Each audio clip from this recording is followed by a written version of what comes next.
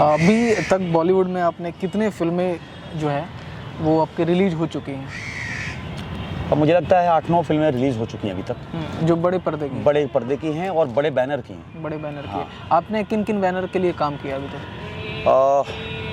अनुराग कश्यप के साथ काम हुआ, उसके बाद तिग्मांशु धूलिया के साथ काम किया गर्मी में, इम्तियाज़ अली का डॉक्टर पारेख आया था, उसके बाद अमित मासूरकर जिन्होंने न्यूटन और शेरनी बनाई थी, शेरनी में मैंने काम किया है। रेड चिलीज़ की एक फ़िल्म की है मैंने अभी, आर्यन खान जो शाहरुख खान के बेटे हैं वो एज ए डायरेक्टर लॉन्च हो रहे हैं, उनका वेब सीरीज़ कर रहा हूँ मैं। जार फिल्म से एक बहुत बड़ा प्रोडक्शन हाउस है, उसका किया है मैंने। और भी इसी तरह के और भी सारे लोग हैं। आपके अपकमिंग जो प्रोजेक्ट्स हैं, हाँ, जो बड़े बैनर के हैं, उनमें कौन कौन से अभी प्रोजेक्ट्स जो हैं वो आने वाले हैं? लगातार आपके मीडिया अपडेट्स जो हैं वो आते रहते हैं। जो लोगों की क्यूरियोसिटी है वो रहती है कि जाने कि आपकी जो अपकमिंग फिल्म है, और स्पेशली आप बिहार से हैं। हाँ। तो बिहार और यूपी के जो भी लोग हैं वो उनमें एक्साइटमेंट तो होती ही है कि हाँ कि कौन आने वाला है, भैया की फिल्म कौन आने वाली है। यस। तो इसके बारे में थोड़ी चर्चा की जाए कि आपकी अपकमिंग फिल्म से प्रोजेक्ट्स कौन कौन से हैं? देखिए अभी 25 अगस्त को एक मेरी फिल्म आ रही है, लव ऑल नाम है इसका।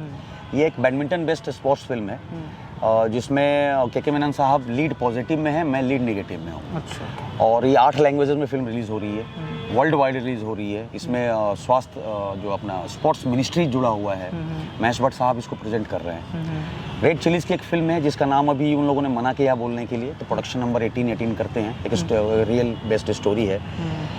Red chilli Shahrukh Khan production की। ये 2 है। उसके बाद एक फॉरेन का प्रोडक्ट है, मतलब NRI हैं वो लोग, तो हॉलीवुड के साथ उनका टाई अप हुआ है।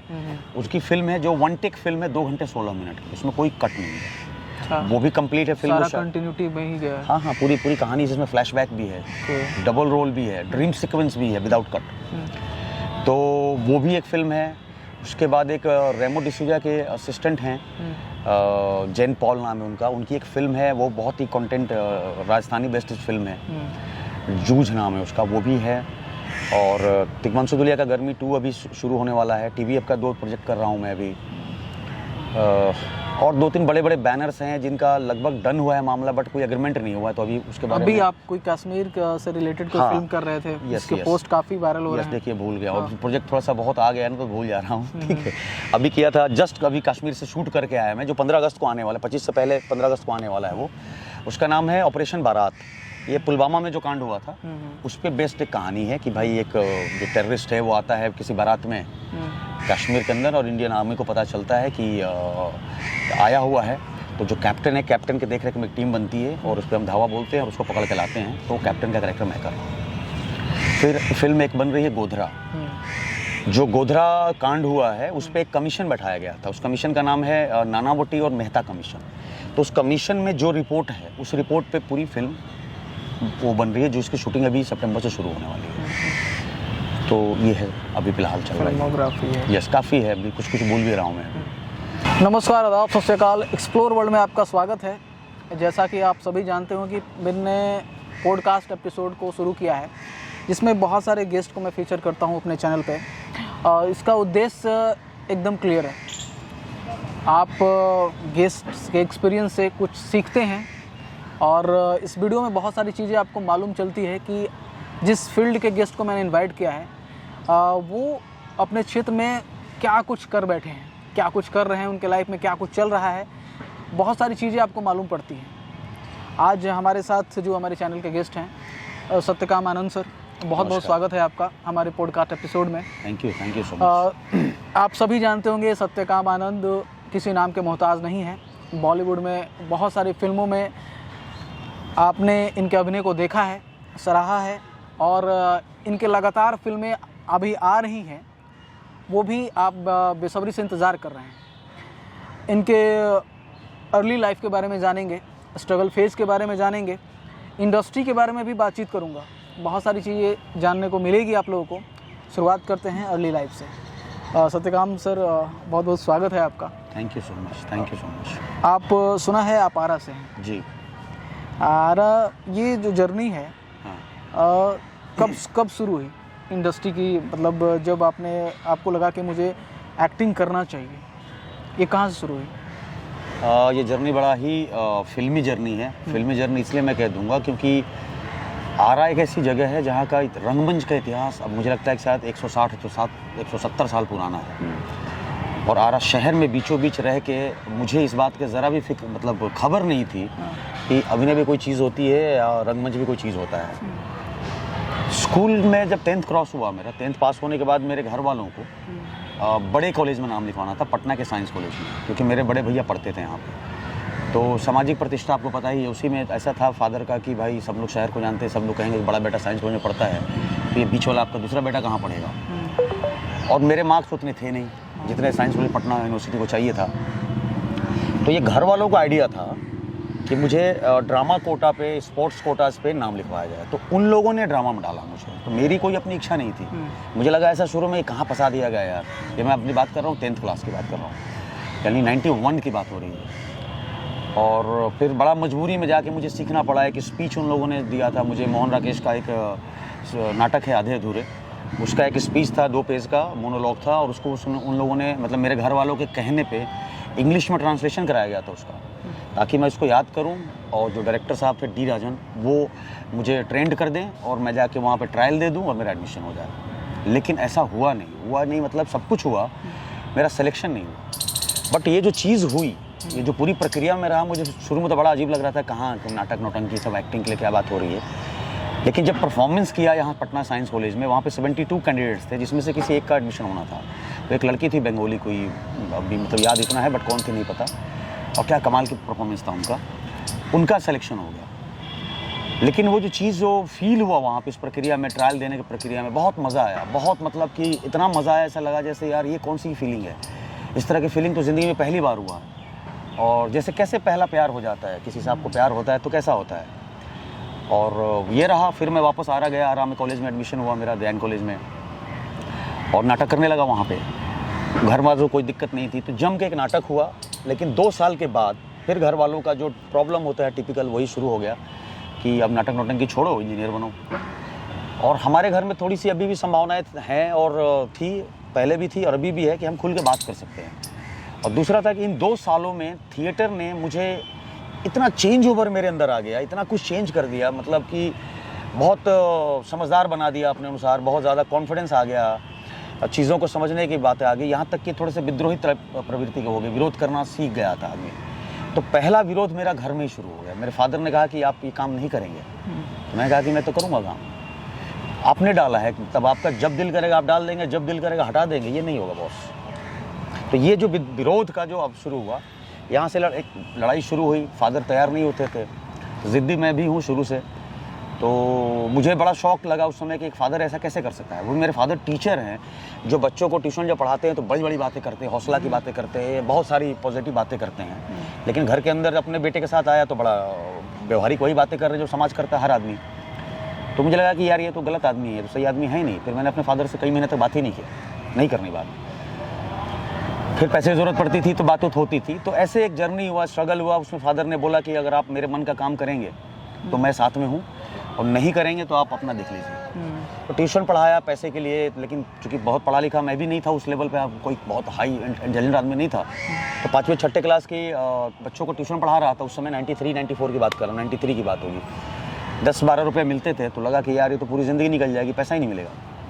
फिर दिमाग आया, वहाँ से दिमाग खुलना शुरू हुआ, कहाँ से करे। फिर बाबूजी का जो बकाया पैसा था ट्यूशन का, वो वसूलना शुरू किया। फाइनली 4-5 महीने में मैंने 12,000 रुपया उस समय वसूला था। कब की बात है ये 95 की बात होगी। अच्छा। और पैसा वसूलना बहुत, दुनिया का जो पैसा वसूल लेता है तो लगता है मुझे कि शायद कुछ भी कर सकता है। फिर जब पैसा आया तो फादर के पास मतलब घर में गए, मैंने घर में बोला कि भाई आप लोग बैठिए, आप लोग से बात करनी है। तब तक हमारे बीच बात नहीं होती थी। और 12,000 रुपया रखा वहाँ पे मैंने, उसमें से आधा बांट के 6 बाबूजी को दिया, 6 अपने पास रखा, और बोला कि आधा आपका पैसा आधा मेरा। बोले कौन सा पैसा है? मैंने कहा आप ही का पैसा है जिसको वसूला है मैंने, और अब आप मुझे नहीं रोक सकते, क्योंकि डील हुई थी। तो उन्होंने रोका नहीं। फिर वहाँ से मैं दिल्ली गया। दिल्ली में अरविंद गौड़ जी थे, वो हैं जिनकी एक टीम है अस्मिता थिएटर ग्रुप। 96 में उसको ज्वाइन किया, और 96 to 99 मैंने वहाँ पे एक प्रॉपर कुछ थिएटर किया। एक थिएटर की जर्नी पूरी ये है। अच्छा। और फिल्म की ओर आपका जो रुझान गया, वो कब गया? देखिए फिल्म का चक्कर ये था कि फिल्म का देखने में इंटरेस्ट तो शुरू से ही था, तो घर में लोग देखते थे, अम्मा बाबूजी भी फिल्म देखने जाते थे, मेरे बाबूजी खूब फिल्म देखते थे। हम लोग भी अक्सर फिल्म देखने जाते थे सिनेमा हॉल में, टीवी पे देखना ये सब चलता था, टीवी था हमारे यहाँ उसमें। लेकिन शाहरुख खान का दौर था उस समय, शाहरुख खान साहब आए थे, बहुत ही, आज भी मैं बहुत बड़ा फ़ैन हूँ उनका, उस समय तो था ही, तो सिनेमा से तो लगाव रहा ही। लेकिन मुझे बहुत क्लियर था दिल्ली जाने से पहले ही कि मुझे फिल्म में काम नहीं करना है। वो इसलिए क्योंकि मेरा बचपना बहुत ख़राब गया है, मेरा बचपना कॉम्प्लेक्स में गया है। जब मैं कुछ 4 साल का रहा होगा तो मेरी एक मौसी है कि नहीं मुझे नहीं पता आज के डेट में, वो अक्सर बोलती थी कि तुमसे बदसूरत हमारे ख़ानदान में कोई लड़का पैदा नहीं हुआ। तो एक 4 साल का बच्चा, उसके दिमाग में बात बैठ जाना, वही हाल मेरा भी था। मेरे दिमाग में बात बैठ गई थी कि मैं दुनिया का सबसे बदसूरत लड़का हूँ, तो अपने आप कट गया मैं। तो पूरा 10th क्लास तक मेरा जो लाइफ था ना वो बहुत ही कॉम्प्लेक्स में गया है, मतलब डिप्रेशन में नहीं कह सकते हम लोग, हीन भावना में गया है। तो रह के भी मैं अकेले अकेले रहने लगा। इसीलिए जो नाटक जो पहली बार हुआ ना, वो जो कह रहा हूँ पहला प्यार वाला जो फील हुआ कि कुछ तो हुआ, अरे यार ऐसा क्या हो गया लाइफ में, तो ये सारी चीज़ें थी। फिर जब दिल्ली जाने का हुआ कि अब कैरियर इसी में बनाना है, तो मुझे था कि मुझे फिल्म में नहीं जाना, इसलिए नहीं जाना क्योंकि पता है उस समय भी मुझे मालूम था कि एक शाहरुख खान बनने के लिए हजारों लाखों लोग बर्बाद होते हैं। तो मुझे अपनी ज़िंदगी, जो मेरी आधी ज़िंदगी स्कूल की जो ज़िंदगी थी मेरी, सब कुछ बर्बाद हो चुका है। अब मेरी आधी ज़िंदगी बची हुई है, वो आधी ज़िंदगी को मुझे स्ट्रगल में बर्बाद नहीं करना है, मुझे जीना है। ये बहुत क्लियर था तभी भी, आज भी मैं क्लियर हूँ, वही आज भी मैं वही काम करता हूँ जो मेरा मन करता है। तो ये बहुत क्लियर था कि मुझे फिल्म में नहीं काम करना है, बिकॉज वहाँ पे स्ट्रगल है, पूरी ज़िंदगी निकल जाएगी। और ये क्लियर था कि दिल्ली जाऊँगा, दिल्ली में कुछ थिएटर सीखूँगा और कुछ सोशल वर्क है या पता नहीं किसी चीज़ में निकल जाऊँगा। मुझे हमेशा ये महसूस होता था जब मैं दिल्ली गया तब कि मैं एक एजुकेटेड फैमिली से था, ठीक ठाक मेरी भी अपनी एजुकेशन थी, तो मुझे इतने चीज़ों की व्यवहारिक रूप में कमियाँ हैं, मुझे नहीं जानकारी है। तो जहाँ पे स्कूल्स नहीं है वहाँ क्या हाल होगा, ये मेरे दिमाग में पता नहीं क्यों बैठ गया था।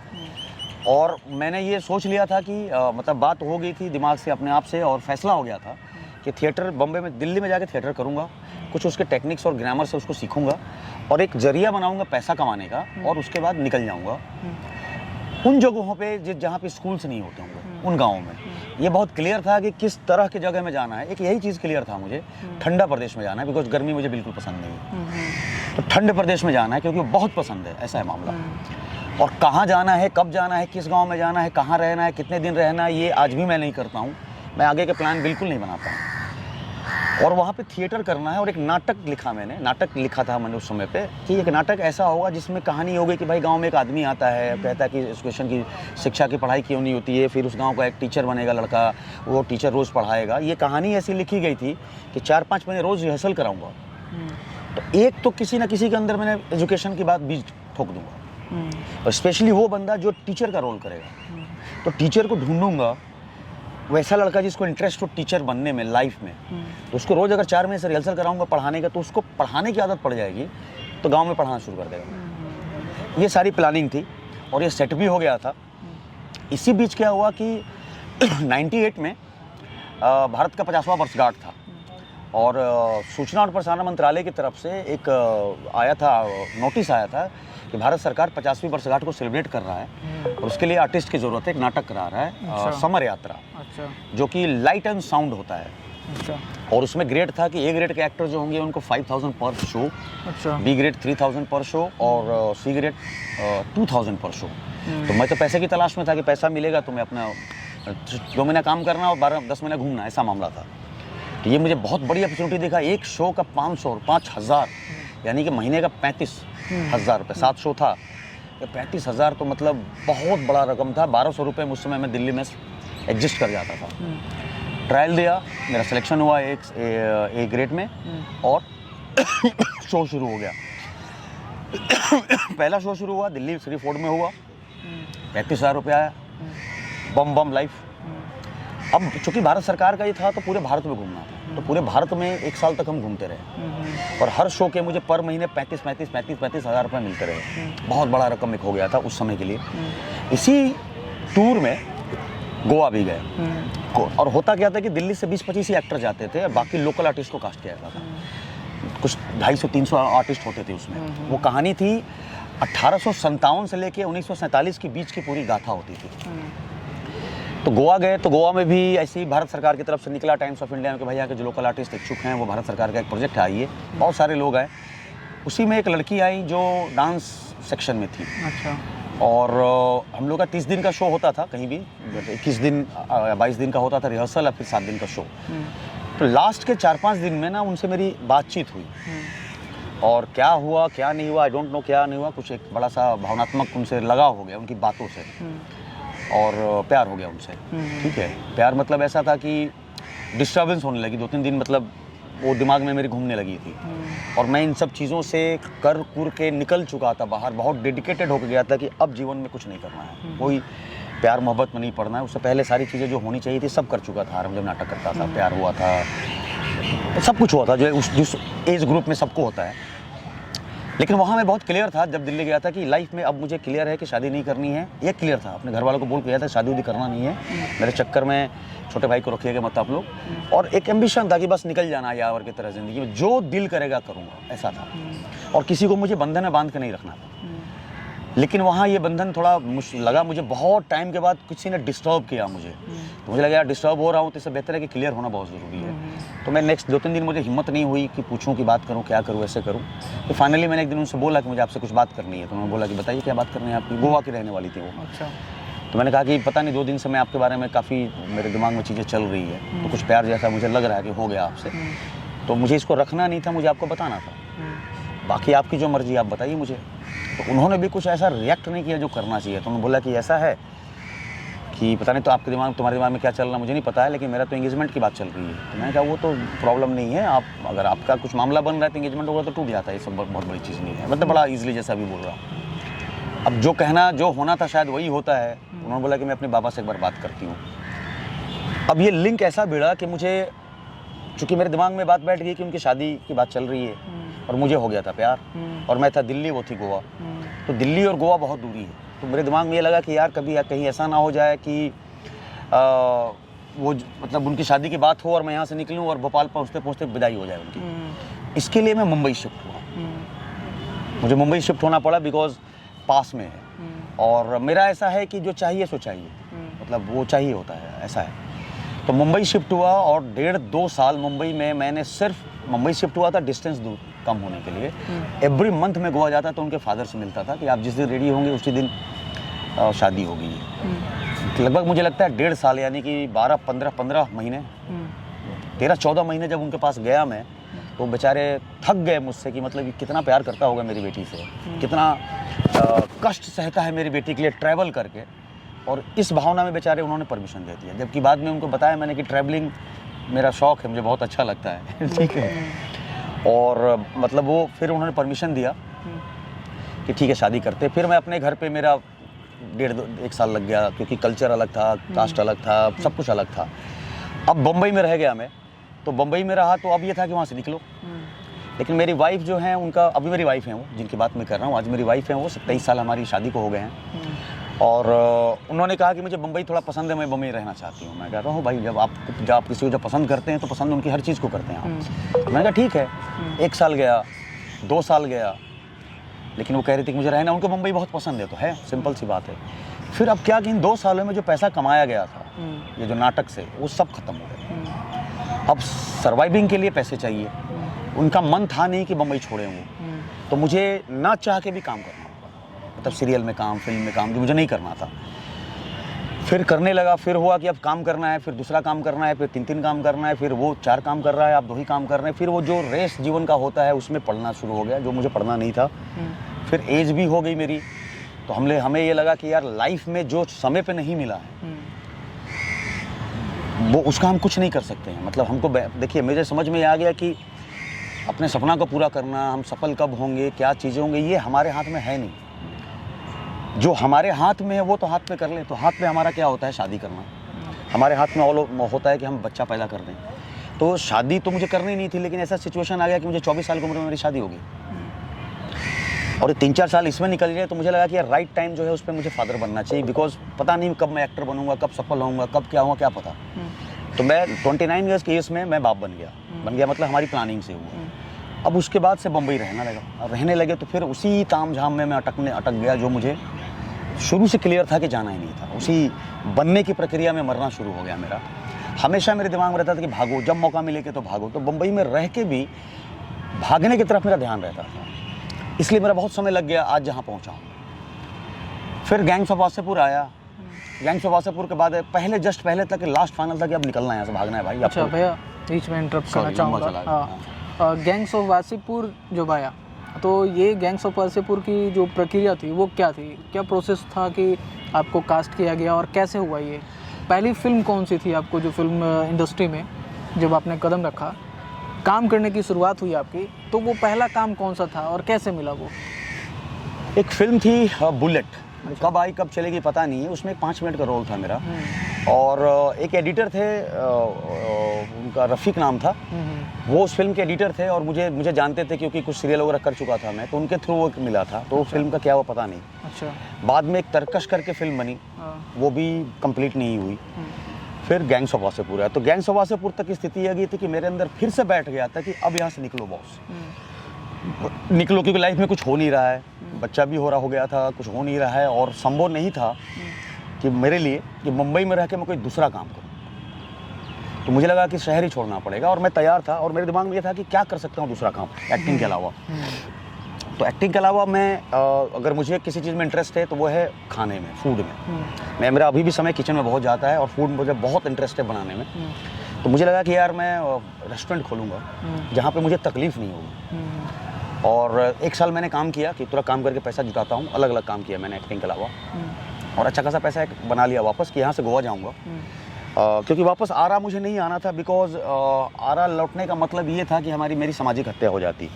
समाज के लोग ताने मार मार के मार डालते। ठीक है, गोवा एक हैपनिंग प्लेस था जहाँ पे विश्व से लोग आते हैं, एक अच्छा भी लगता है। मेरा ससुराल भी था, मेरी वाइफ जो थी वो गोवा की हैं। तो ये था प्लानिंग कि वहाँ पे रेस्टोरेंट खोलेंगे और मस्त अपना ज़िंदगी जीऊँगा मैं। बहुत ज़्यादा मेरा जो सपना है, ड्रीम है, एम्बिशन है, बहुत मारेगा मुझे, धक्का मारेगा।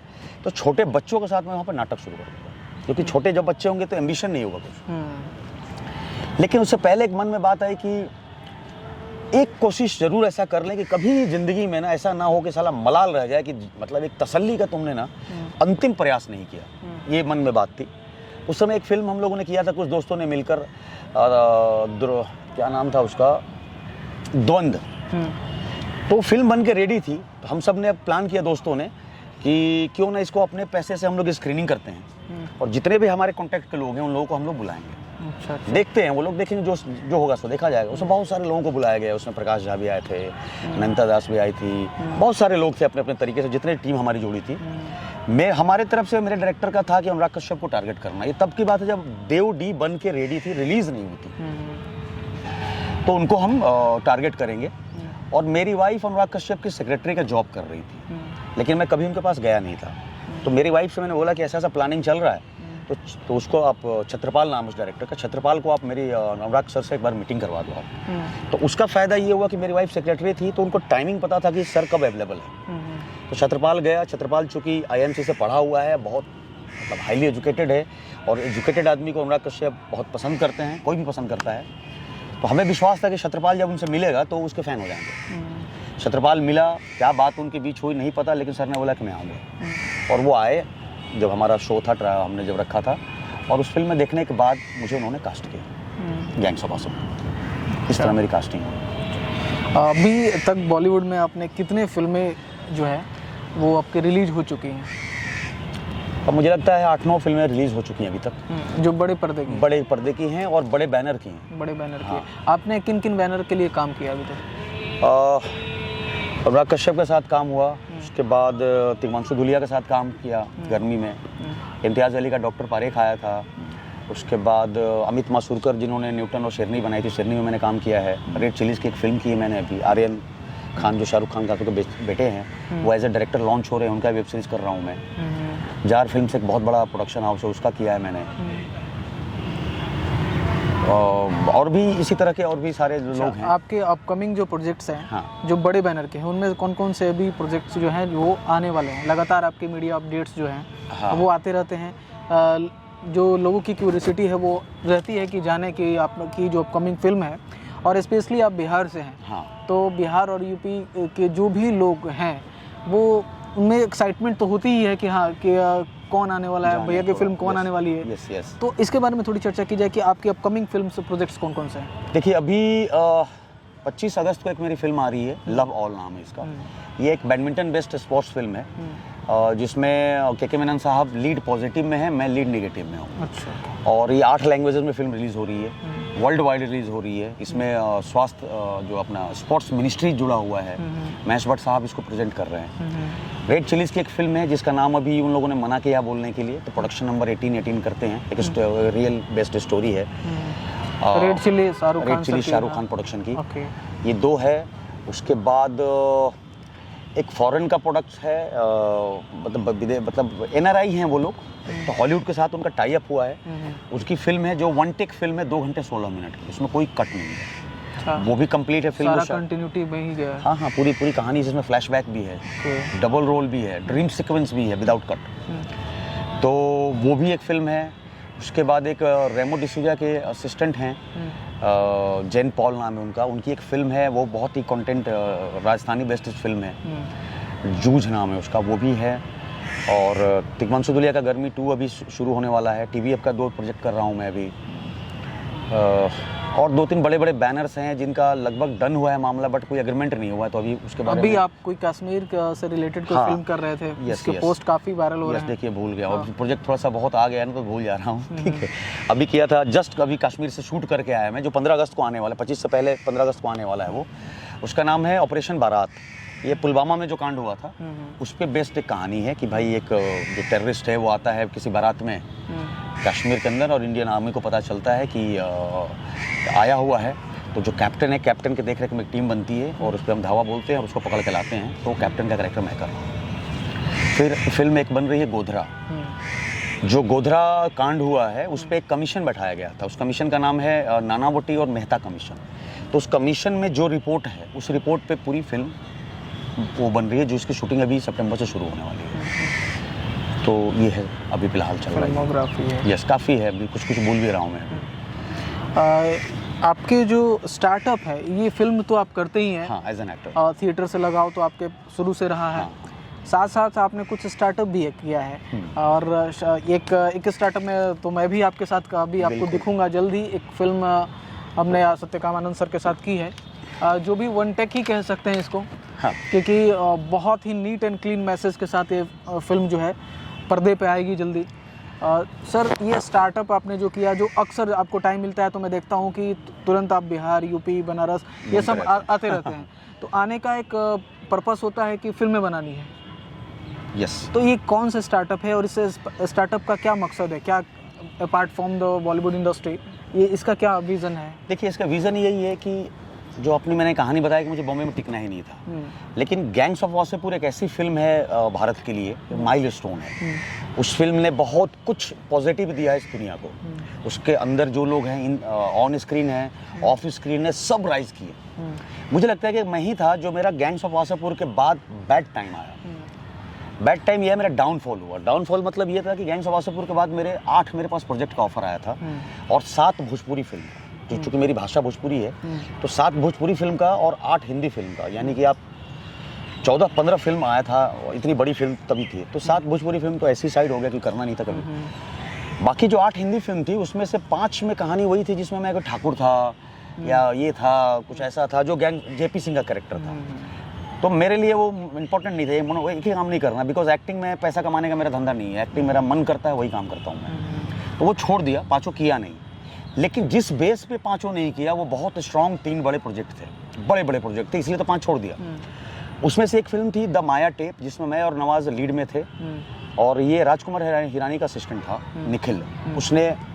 निखिल अलग नाम है उनका, उसने डायरेक्ट किया था। दूसरी फिल्म थी मिसेज स्कूटर, जिसको अभय देओल ने प्रोड्यूस किया था। तो अभय देओल उसी समय नया मार्केट में आए थे, और उनका इमेज था कि ये is the second Aamir Khan, ये अलग तरह के कॉन्सेप्ट पर काम करते हैं, अलग तरह के कंटेंट पर काम करते हैं। वो फिल्म किया।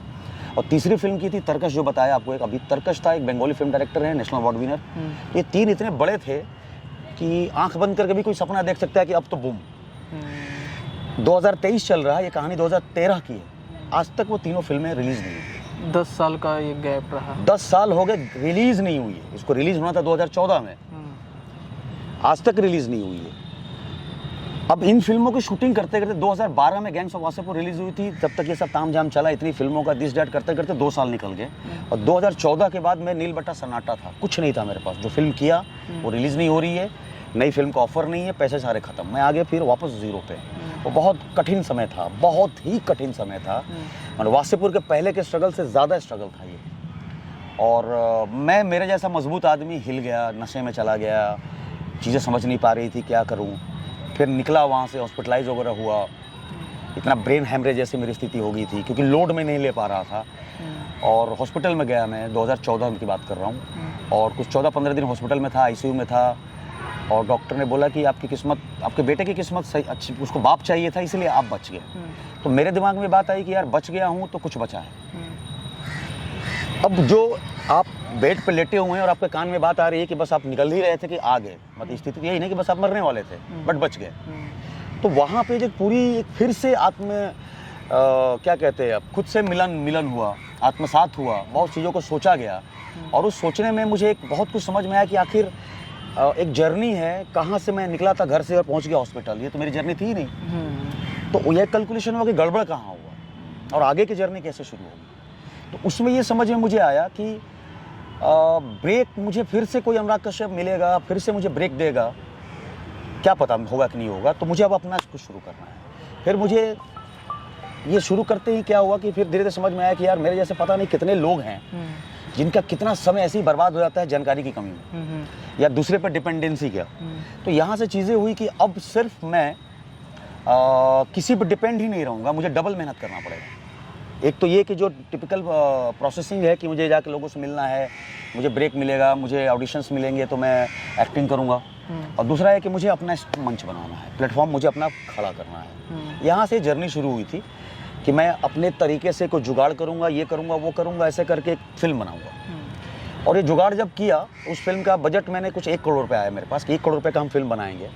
तब तक इस प्रोसेस में मुझे ये समझ में आया कि 1 करोड़ रुपया तो लगा दूंगा मैं, रिटर्न कहाँ से होगा, मुझे कौन देखने जाएगा। तो जैसे ही मैंने इन्वेस्ट किया वैसे ही मैं प्रोड्यूसर बन गया।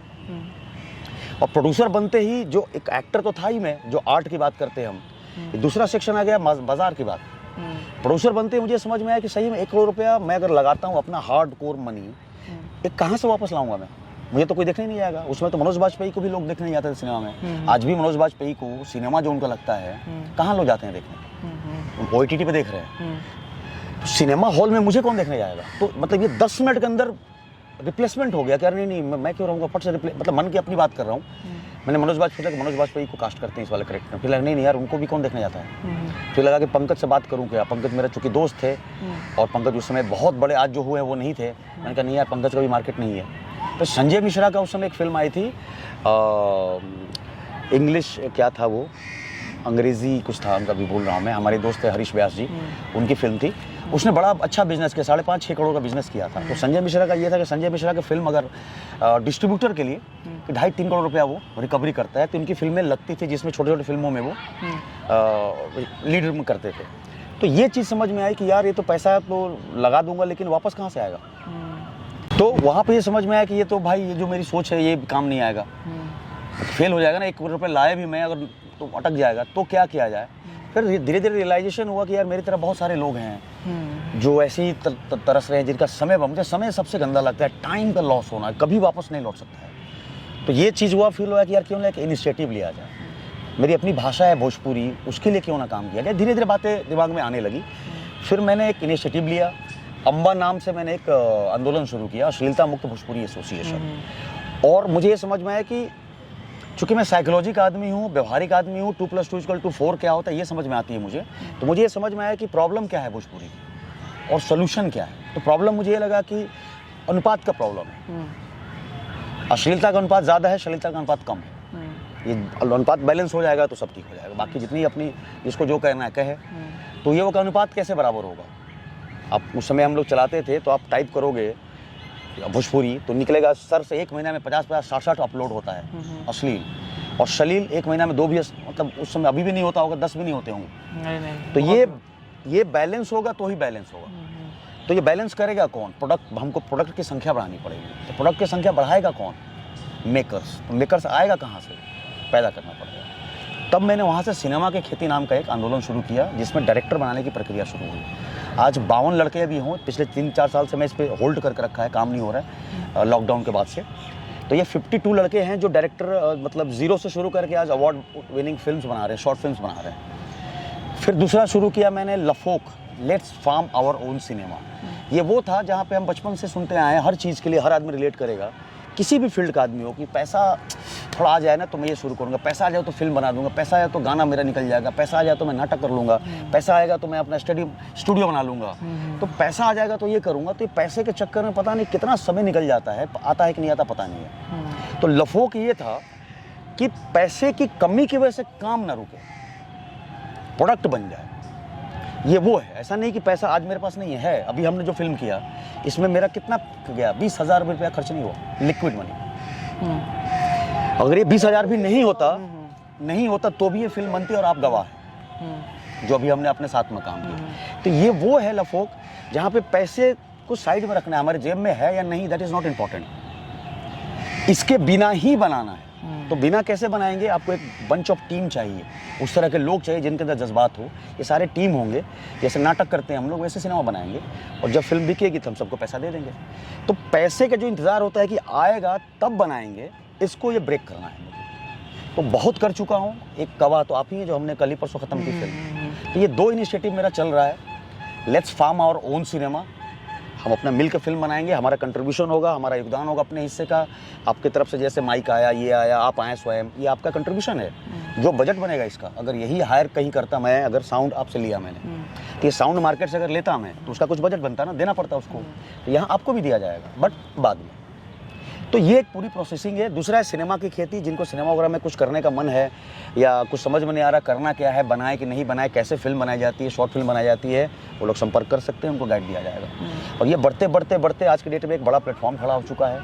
और कमाल की बात है कि जो आपने आज बोला अभी कुछ देर पहले कि मेरे लाइन लगे हुए प्रोजेक्ट, वाकई में लाइन लगे हुए हैं मेरे पास पोस्ट। मतलब अब सोशल मीडिया पर एक ही दिन में 4 न्यूज़ आप नहीं पटक सकते हैं, तो मेरे साथ स्थिति आज के डेट में ऐसा चलता है। इसमें 60% हाथ मेरे इसी आंदोलन का है। उस वहीं के लड़के कहीं से निकल के गए हैं, वहीं TVF में पहुंच गए हैं, और TVF से फ़ोन आता है कि भैया मैं TVF में पहुंच गया हूं, मैं अब TVF का डायरेक्ट कर रहा हूं, अब आपको रहना है। तो ये एक बीज बोया गया था जो इतना सर्कुलेट हो चुका है। तो ये आज भी 2 इनिशिएटिव मेरा चल रहा है, सिनेमा की खेती और लफोक, let's farm our own cinema. इससे जो भी जुड़ना चाहते हैं वो लोग जुड़ जाएंगे, उनको एक बढ़िया मार्गदर्शन दिया जाएगा।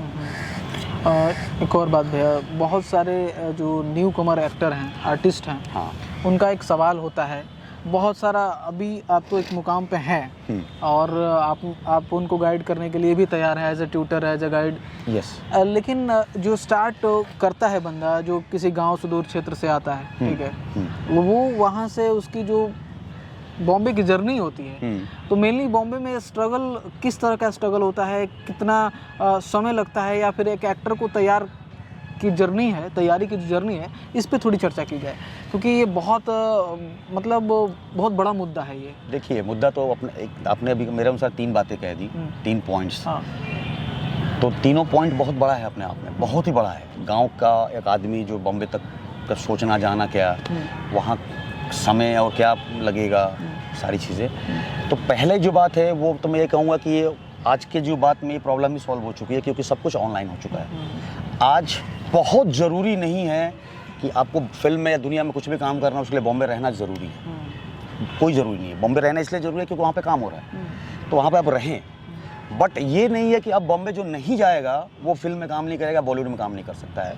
ये टूट गया, जो ऑनलाइन सब कुछ हो चुका है। कोरोना का शुक्रिया अदा करना चाहिए, बहुत सारी कोरोना ने ख़राब चीज़ दिया, तो ये तो बहुत अच्छा किया कि एक चीज़ें ऑनलाइन कर दिया है।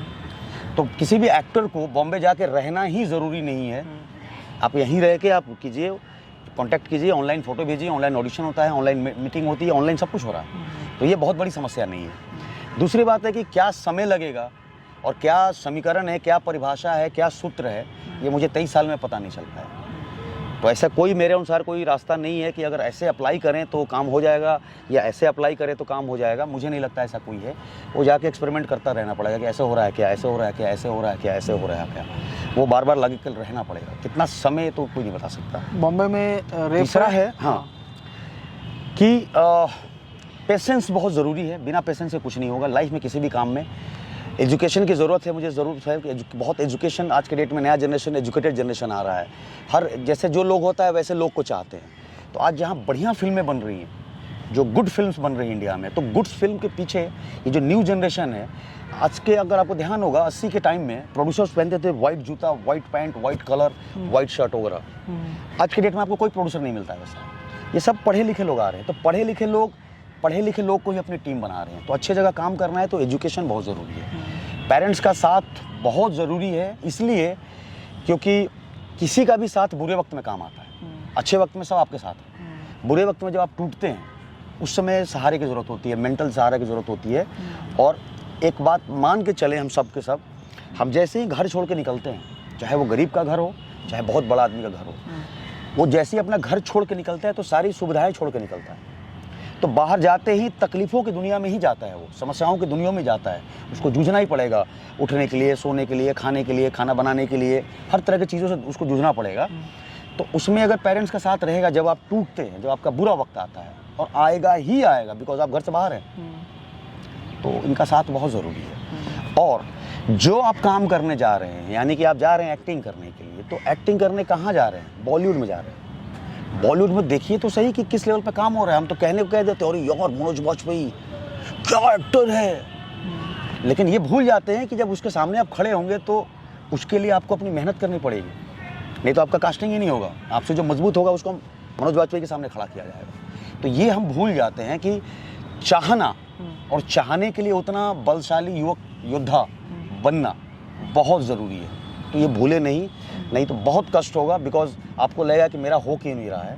आपका इसलिए कास्टिंग नहीं होता है बिकॉज आपके सामने वाला स्ट्रॉन्ग मिल जाता है किसी को, और हर आदमी चाहता है कि स्ट्रॉन्ग योद्धा को अपने फौज में रखें। आपने जो अभी तक फिल्में में काम किया, हाँ, उसकी कास्टिंग ऑनलाइन हुई थी या फिर रेफरेंस के थ्रू हुई थी? देखिए, ये फेज होता है। मैं कास्टिंग में रह भी चुका हूँ, तो मुझे प्रोसेसिंग पता है। तो ये एक एक्टर की फेज़ होती है। जैसे अब नया आदमी जाता है तो उसको पता ही नहीं चलता है कास्टिंग हो कहाँ है। फिर एक और फेज़ होता है, पता चलता है कि अरे इतने 4 कास्टिंग वाले लोग हैं। फिर आप थोड़ा और आप एक्सपीरियंस होता है, बड़े होते हैं, तो उसी कास्टिंग एजेंसी के 4 लोग आपको जानने लगते हैं। फिर आप जरा और बड़े एक्टर होते हैं तो आपको ऑडिशंस के लिए कॉल आने लगते हैं। फिर आप और बड़े एक्टर थोड़ा हो जाते हैं, बड़े मतलब नोन, तो आपकी बातें जैसे कहते हैं कि अब तुम्हारी बातें ऑफिस में से फैलने लगती है, तो बातें होने लगती है कि अरे वो कहें फलाना है बुला लिया जाए। फिर उससे भी ज़्यादा आप थोड़े होते हैं तो आपके पास ऑप्शंस आने लगते हैं कि आपका सर ट्रायल लेना चाहते हैं, यानी कि आपके टैलेंट पे सवाल अब नहीं होता, लेकिन उस कैरेक्टर के लिए आप कितना दिखने में कैसा दिखते हैं वो ट्रायल का सेशन होता है। उसको जब क्रॉस करते हैं तब ये होता है कि आपके पास ऑफर आने लगता है कि सर एक फिल्म है जो हम चाहते हैं कि आप करें, ठीक है।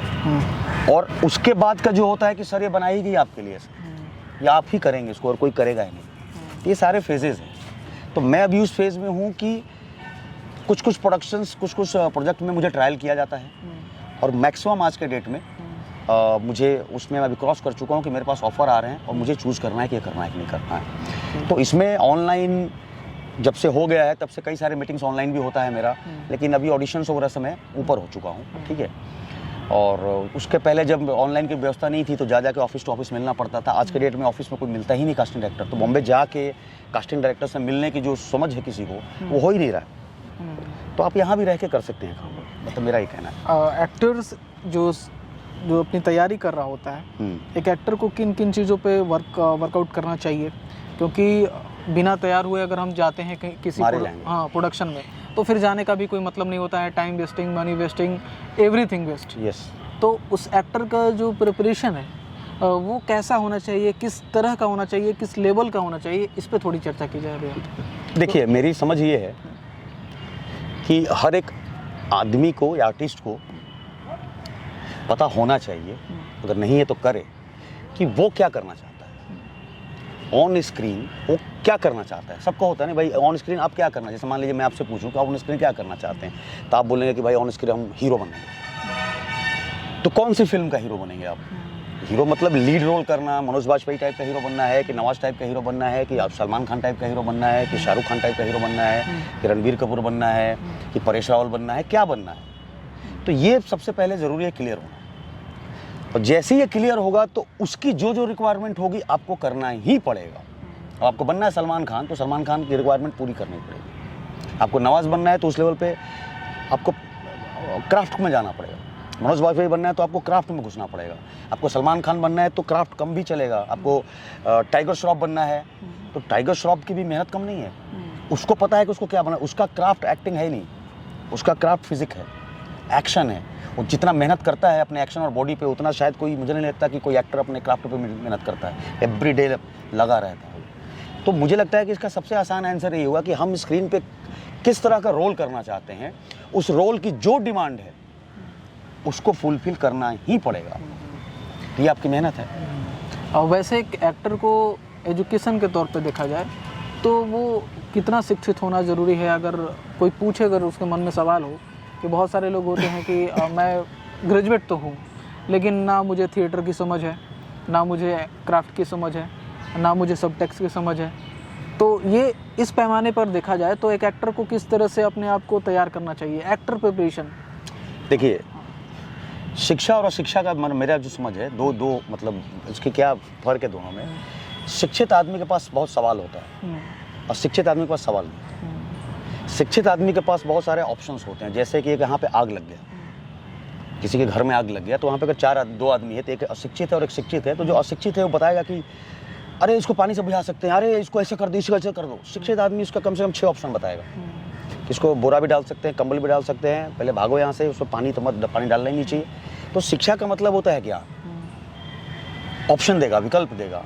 तो इस फील्ड में भी जब आपके जो जिस कैरेक्टर पे आप काम करेंगे तो उसके कई पहलू पे शिक्षित आदमी जो होगा वो उस पर जाएगा, डेप्थ में जाएगा। और जब हम डेप्थ में जाते हैं तो हमें उसके चरित्र के बारे में पता चलता है, उसकी साइकोलॉजी, उसकी जो सोशल स्टेटस क्या है, उसके मन में क्या चल रहा है, वो किन परिस्थितियों में बड़ा। इन तरह के बहुत सारे सवाल जो पैदा होते हैं वो एजुकेटेड होंगे हम तभी होगा। एजुकेटेड मतलब ज्ञान से समझदार, दिमाग से समझदार। एजुकेशन का मतलब मेरे अनुसार डिग्री नहीं। आप ग्रेजुएट हुए हैं लेकिन आपको ग्रेजुएशन का स्पेलिंग भी नहीं पता है, तो ये वो वाला बात नहीं है। तो उतना तो होना पड़ेगा, क्योंकि एक होता है इनबॉर्न आर्टिस्ट। इनबॉर्न आर्टिस्ट क्या होगा? मोनोटोनस हो जाएंगे आप डेप्थ में काम ही नहीं कर पाएंगे। और आज के डेट में मोनोटोनस 1 मिनट में हम भगा देते हैं, हम ही खुद नहीं पसंद करते। दूसरा ये है कि कितना आपको एकेडमिक ये है, अचीवमेंट है। मुझे वो समझ में नहीं आ रहा कि कितना ज़रूरी है। लेकिन अभी जैसे मैं काम कर रहा हूँ, मैं आरा से निकला हूँ, तो आरा से निकल के भोजपुरी में तो खैर नहीं किया, लेकिन मुंबई में भी गया हूँ तो एकदम कहते हैं ना, नीचे से लेके आज मैं टॉप में A+ ग्रुप में ही काम कर रहा हूँ। तो इन सबको मैं क्रॉस कर चुका हूँ, तब गया हूँ वहाँ पे। तो इन सब में जो चेंजेस हैं वो चेंजेस मैं बता रहा हूँ कि लोग बोलता है कि अरे बड़ा मेहनती एक्टर है, उससे थोड़ा ऊपर जाएंगे तो बोलेंगे कि they are very hard core actor, बहुत टैलेंटेड है, बहुत स्पॉन्टेनियस है, बहुत डेडिकेटेड है। ये सब एक एक फेज है। लेकिन मैं अभी जिस लेवल पे काम कर रहा हूँ, मैं मतलब कहने का मतलब जो भारत का A और A+ लेवल के जो डायरेक्टर हैं, जो इंटरनेशनल लेवल पे जिनको छाप है, यानी वो ब्रेन समझ के बात कर रहा हूँ, वहाँ इन सारे शब्दों का यूज़ नहीं होता है। वहाँ लोग बोलते हैं कि वी नीड इंटेलेक्ट पर्सन। तो वहाँ पे इंटेलेक्ट एक्टर चाहिए उनको। तो इंटेलेक्ट एक्टर का मतलब एजुकेशन से, डिग्री से मेरा मतलब नहीं है। इंटेलेक्ट का मतलब ये है कि जो वो बात कह रहा है उसको वो समझ जाए या तो कनेक्ट कर ले। जैसे मान लीजिए कि एक डबल मास्टरेट का आदमी है और वो बात करेगा तो 6ठा क्लास का बच्चा कैसे समझेगा उसको? लेकिन 6ठे बच्चे क्लास में वो अगर उसके अंदर जिज्ञासा है तो वो पूछेगा कि अरे ये क्या है, तो ये क्या है, मतलब वो क्लिक कर गया तो वो मास्टरेट आदमी उसको खींच के ऊपर लेकर चलाएगा। इसकी रिस्पॉन्सिबिलिटी है कि समझा देगा। तो इतना इंटेलेक्ट होना बहुत ज़रूरी है कि जिस पे हम काम कर रहे हैं, जिस व्यक्ति के साथ काम कर रहे हैं, वो क्या बात कर रहा है, वो किसकी बात कर रहा है, कौन से परफॉर्मेंस की बात हो रही है, इतना समझना बहुत ज़रूरी है। उसको कैच करने के लिए वो चाहे किताब से पढ़ के ज्ञान पाएँ, चाहे स्कूल से पढ़ के ज्ञान पाएँ, चाहे जहाँ से भी ज्ञान पाएँ, उतना ज्ञानी होना पड़ेगा। लास्टली क्या मैसेज देना चाहेंगे बिहार के लोगों को, क्योंकि बहुत सारी संभावनाएं रहती है, उनमें होप है कि आपके फिल्म को वो काफ़ी टाइम वेट करते रहें कि आप बिहार आएँ, आपकी फिल्म लगे, उनके लिए क्या मैसेज होगा आपको? मैसेज ये है कि भाई कोई समीकरण नहीं है, कोई फार्मूला नहीं है। मैथमेटिक्स के, हम भी साइंस के आदमी हैं, साइकोलॉजी के आदमी हैं, बहुत ज्ञान है, लोग कहते हैं मुझे बहुत समझ है, लेकिन कोई समझ काम नहीं आता। कोई फार्मूला नहीं है सिवाय मेहनत के। और जैसे हम व्यवहारिक जीवन में गर्लफ्रेंड को एक लड़की पसंद आती है हमें और चाहते हैं कि उसको हम पटा लें, उसको अपनी गर्लफ्रेंड बना लें, ठीक है। उसको पाने के लिए हम कितना एक्सपेरिमेंट करते हैं, कभी ये अप्लाई करते हैं, कभी ऐसा करते हैं, कभी ऐसा करते हैं, दिन रात उसी में लगे रहते हैं। फ़ोन किया तो रिप्लाई नहीं दिया, तो मैसेज करूँगा तो रिप्लाई दिया, कितने नाना प्रकार के तरीका अपनाते हैं हम। उसी डेडिकेशन से सपने के लिए भी लगना पड़ेगा, कोई नहीं रोक पाएगा। वो डेडिकेशन होना चाहिए, वो कंसर्न होना चाहिए। जैसे हम एक अपनी गर्लफ्रेंड के लिए जूझे रहते हैं, एकदम एक से एक दिमाग चलता है उस समय ना कि ऐसा कर दें, वैसा कर दें, उसके हाथों लेटर भिजवा दें। तो ये उस लेवल पे लगेंगे हम तो रास्ता पक्का निकलेगा। खाली चाहेंगे कि बस मैं जाऊंगा, ऑडिशन दूंगा, लोगों से मिलूंगा और मेरा हो जाएगा, ऐसा नहीं होगा। तो रह रह के मुझे कहना ये है कि अब हम जब काम करें, इम्प्लीमेंट करें चीज़ों को, तो बार बार हमको सजग रह के देखना पड़ेगा कि क्या मेरा ये अप्रोच वर्क कर रहा है, नहीं कर रहा है तो नया अप्रोच डालें, ये नहीं वर्क कर रहा है तो नया अप्रोच अपनाएं, नया अप्रोच नहीं अपना रहे हैं, समझ में आ रहा है तो समझे, जाने, पूछे किसी से।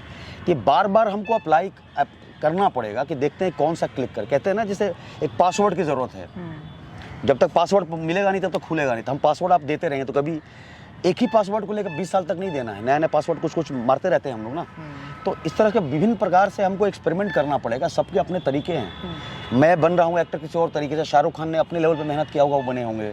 पंजाब से जो बॉडी बिल्डर आते हैं वो अपने लेवल पे मेहनत करते हैं।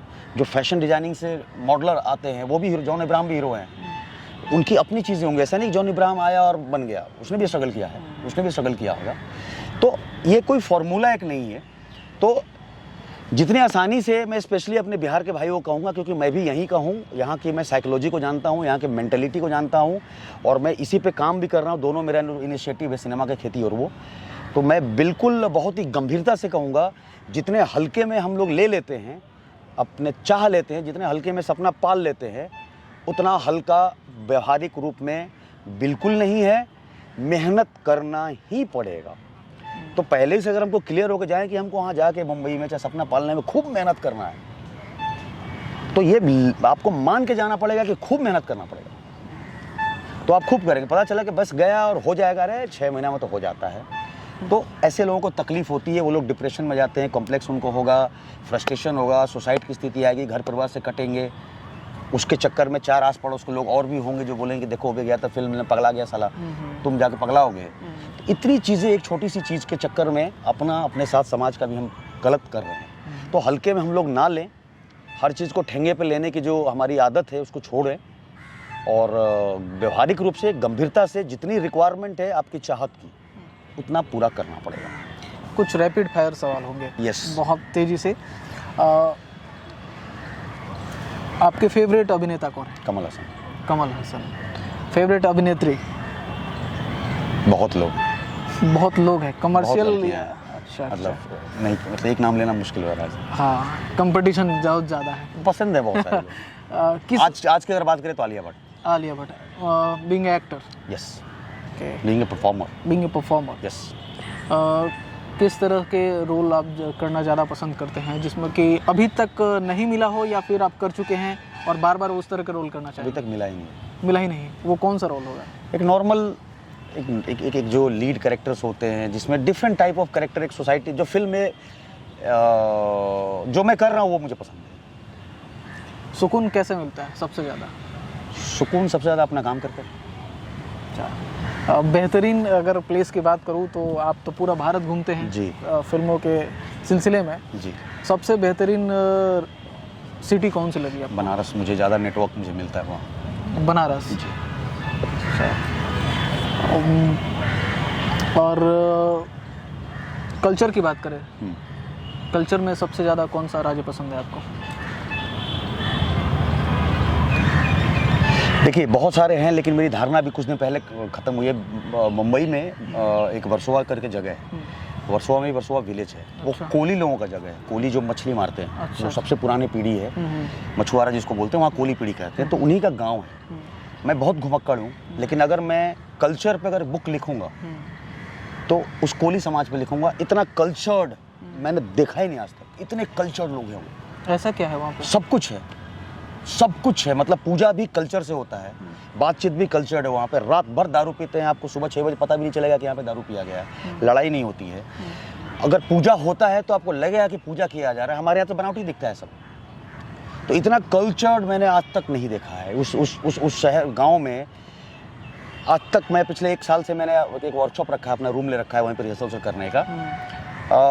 दिल्ली से लड़कियां आती हैं, एक्टर बहुत रहते हैं वहाँ पे, स्कर्ट इतना माइक्रो पहन के आती है। किसी की औकात नहीं कि कभी कोई देखता भी है, ना वो देखते हैं गाँव वाले, ना कोई देखता है दूसरा कोई। मतलब एक अलग दुनिया है वो अलग आइलैंड हम लोग बोलते हैं, द्वीप है ये। इतना कल्चर्ड मैंने कहीं नहीं देखा। बाकी कल्चर को लेके अगर कहा जाए तो पंजाब मुझे लगा ऐसा कि बहुत ज़्यादा फॉलो करता है, मानता है अपने कल्चर को। सब लोग करते हैं, हमारे यहाँ तो मानते ही नहीं। हमारे यहाँ तो अपना कल्चर बचा ही नहीं कुछ, तो कंपेयर तो हम कर ही नहीं सकते अपने यहाँ की। बाकी पंजाब बहुत आगे है, जो हर पल परसेंटेज में ज़्यादा दूंगा, नंबर 1 पंजाब को दूंगा।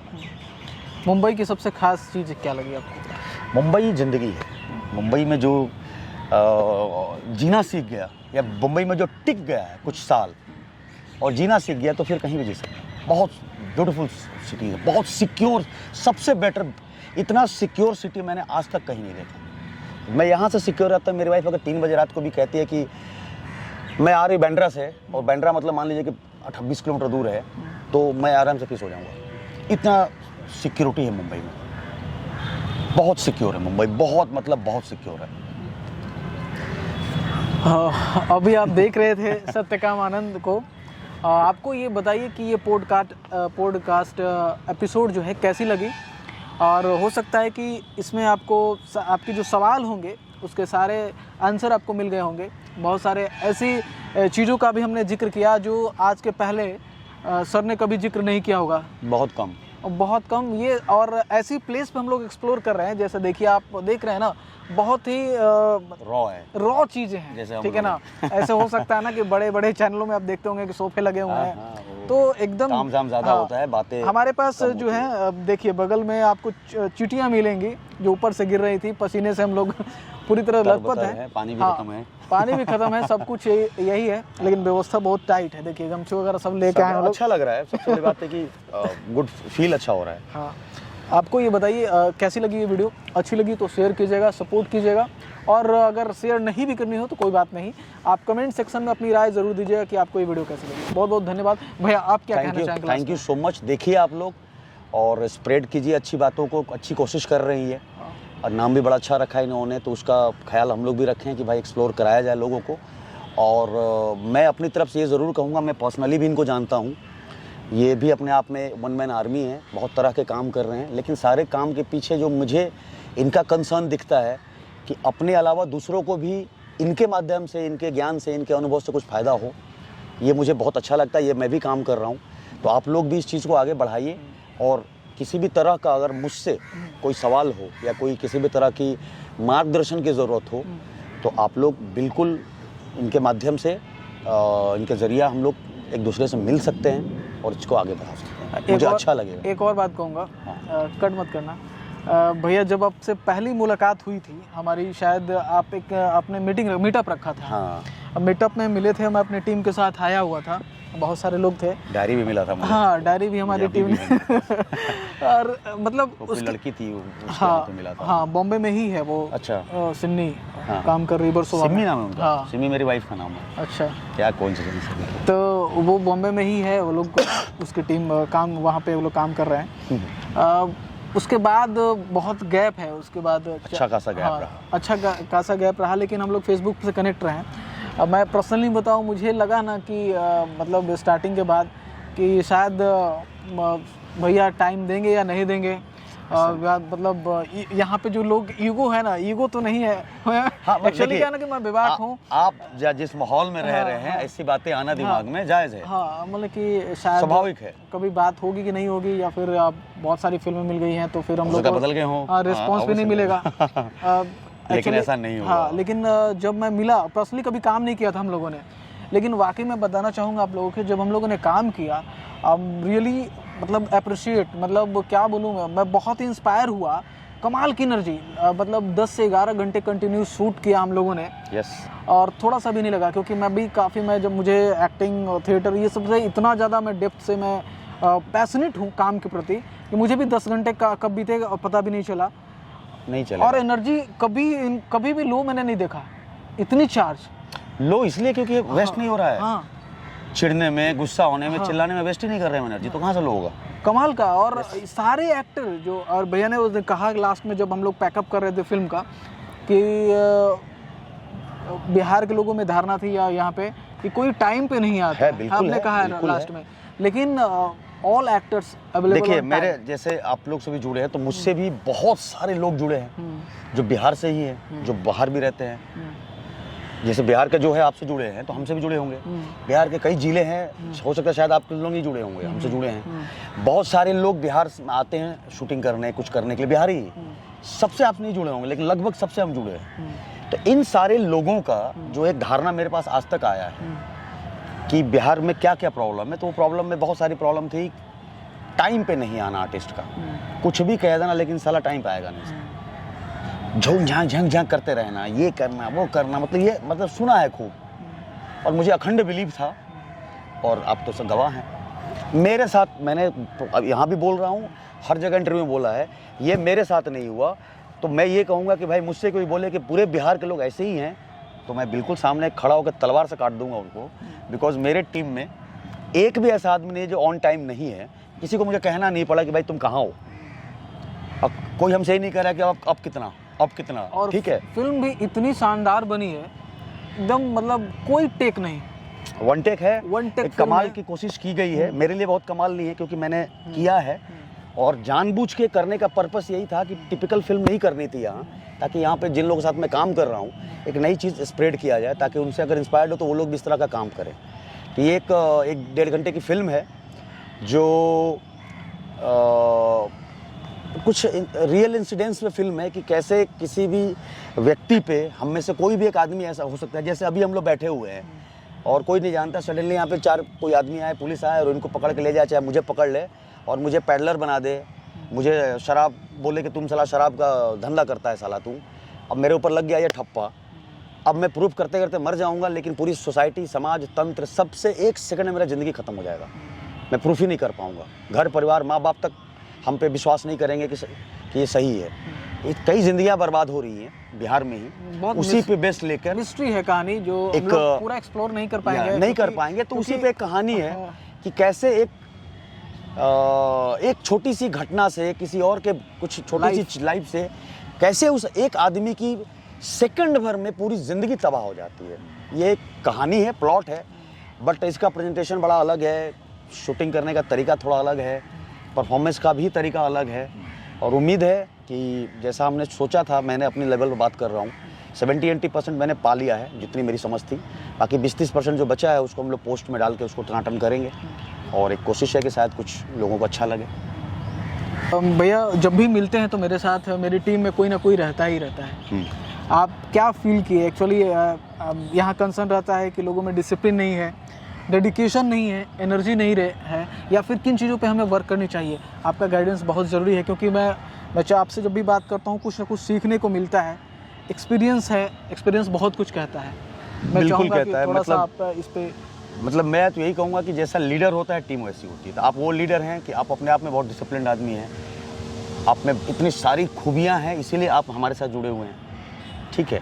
और आप में वो सारी बातें हैं जो बाहर के लोग आके ढूंढते हैं, आम लोगों में मिलता नहीं है, जो शिकायत करते हैं। तो जब लीडर अच्छा है, आप में हमेशा जिज्ञासा रहती है नई चीज़ों को जानने की, आप में गलत के खिलाफ आप आवाज़ उठाते हैं, आप चाहते हैं कि आपका ज्ञान स्प्रेड हो, एक सिस्टम में काम करे। जैसा आपने बताया कि एक फौजी परिवेश में आप पले बड़े, आपका परिवार पूरा है, तो जो आदमी फौज में है उसमें कुछ नहीं होगा तो अनुशासन होगा। अनुशासन एकमात्र ऐसी चीज़ है कि अगर अनुशासन पे हम लोग शब्द का मतलब समझ जाए, सब सेट हो जाए।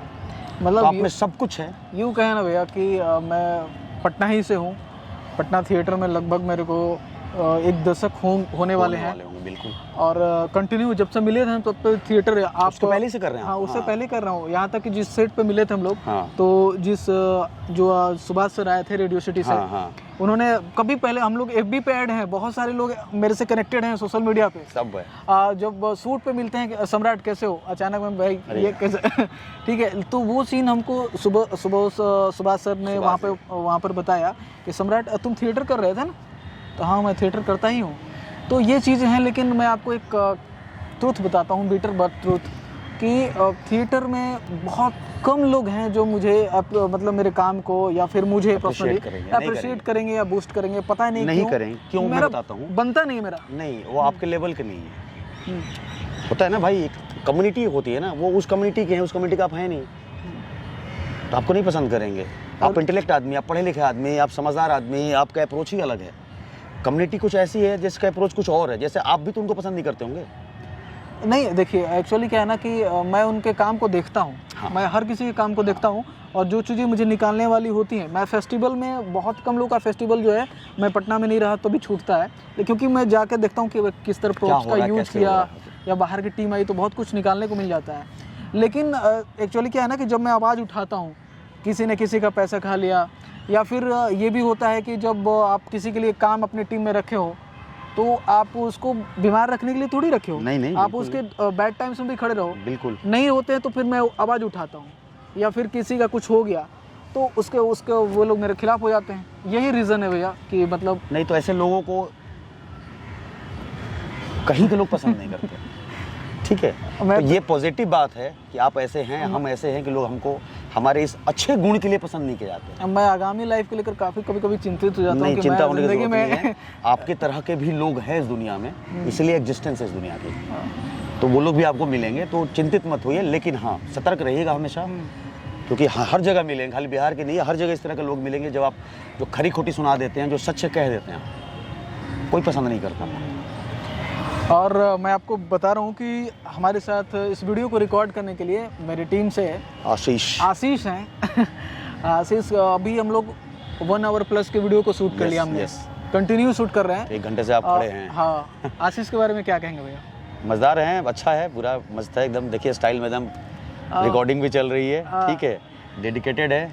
और वही है ना, पूरी टीम जब एक तरह होता है तो ही सकारात्मक काम होता है। बिल्कुल, आशीष एक मेहनती कलाकार है। ये थिएटर से हैं, लगातार थिएटर में। आप स्ट्रीट प्ले इनका फेवरेट जो है काम है। हाँ, बहुत पसंद है। बहुत सारे काम में, छोटे छोटे फिल्म में भी ये आपको दिखते हैं। बहुत बढ़िया। बहुत हम लोग दूर से आके यहाँ पे शूट कर रहे हैं। एक्चुअली जहाँ सत्यकामानंद सर स्टे किए हुए हैं, यहाँ से कम डिस्टेंस होगी तो 15 किलोमीटर आसपास लगभग। और उस प्लेस से यहाँ पर देख रहे हैं ना आप, टीले पे बैठ के हम लोग शूट कर रहे हैं। आप लोग अपने प्लेस से उस प्लेस पे आना, उस प्लेस से यहाँ आना। तो वही पानी मंगाते हैं। हाँ, आइएगा, थोड़ा पानी। हाँ ठीक है। तो चीज़ें ऐसी है ना कि आपको पेशेंस तो चाहिए ही चाहिए, काम करना है। बहुत सारा काम करते हुए अगर आपको इच्छा है तो भाई आपको टाइम निकल जाता है। सर थोड़ा जल्दी कीजिए, सब लोग बरारी पकड़े में लगा हुआ है, हम तो उठिए पकड़ रहे हैं, काहे कि हमको बरोबर ना बेचना है। हाँ, सब लोग रैली में हैं। ये कौन सा आपका ब्रांड है? जल्दी कीजिए सर, लेना है। इसीलिए कह रहे हैं वो। अच्छा, आप समझ रहे, जा रहे थे जल्दी था चाल में? नहीं था, लेकिन आप सवाल 4 करेंगे, पैसा मांगेंगे ज्यादा, आप उस पर भी सवाल करेंगे। नहीं, पैसा ज्यादा नहीं मांगे, जो है वही, इसलिए ज्यादा जल्दी